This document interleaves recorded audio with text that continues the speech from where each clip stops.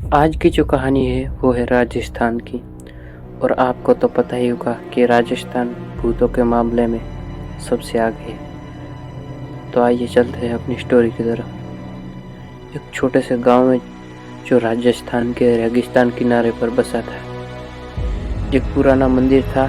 गांव के लोग इस मंदिर से दूर रहते थे क्योंकि उनका मानना था कि यह शैतान ताकतों का अड्डा है। कहते थे कि कई साल पहले एक तांत्रिक ने इस मंदिर को काला जादू किया था और तब से यह शापित हो गया था।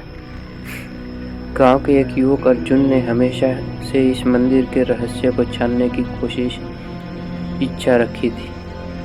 उसकी दीदी ने उसको कई कहानियों सुनाई थी जिसमें बताया गया था कि कैसे तांत्रिक ने अपने जादू से आत्माओं को बांध रखा था। लेकिन अर्जुन इन कहानियों को सिर्फ अफवाह मानता था और मंदिर के अंदर जाने का निर्णय ले लिया। नया नया खून था और नया नया जोश इसलिए उछल रहा था। एक रात जब चांद आता था और हवा में एक अजीब सी ठंडक थी, अर्जुन मंदिर की ओर बढ़ा। गांव के लोग सो रहे थे। उसने चुपचाप मंदिर के फाटक को खोला। फाटक के अंदर एक अजीब सी खामोशी थी। फाटक यानी दरवाजा, मानो यहाँ कोई नहीं था, लेकिन फिर भी एक अजीब सी उपस्थिति महसूस हो रही थी। अर्जुन ने मंदिर के अंदर प्रवेश किया और देखा कि सब कुछ धूल और मकड़ी चालों से ढका हुआ था।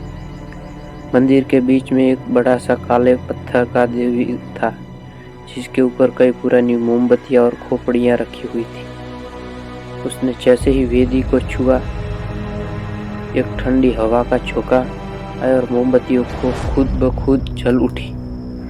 अर्जुन का ये देखकर दिल दहल उठा, धड़कने लगा और तेजी से, लेकिन उसने साहस बना रखा। तभी उसने देखा कि वेदी के पास एक पुराना ग्रंथ रखा हुआ था। उसने ग्रंथ को खोला और देखा कि उसमें कुछ अजीब से चित्र और मंत्र लिखे हुए थे। जैसे ही उसने ग्रंथ के पन्ने पलटे, उसने एक गहरी और भयानक आवाज सुनाई दी, तूने यहाँ आने की हिम्मत कैसे की?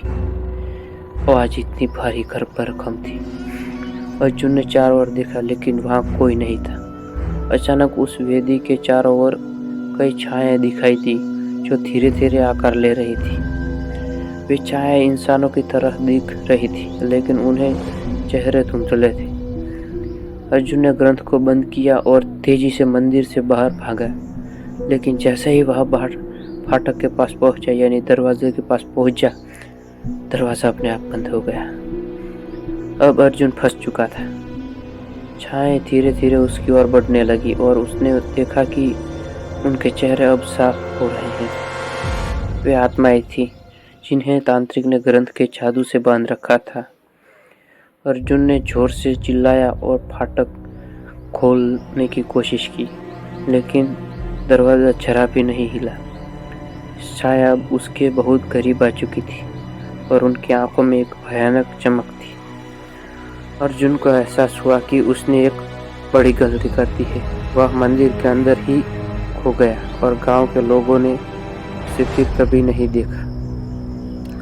मंदिर अब भी वहाँ है और कहते हैं कि यदि आप रात को वहाँ जाएं तो आपको अर्जुन की चीखें सुनाई देगी जो आपको बचाव के लिए पुकार रही है।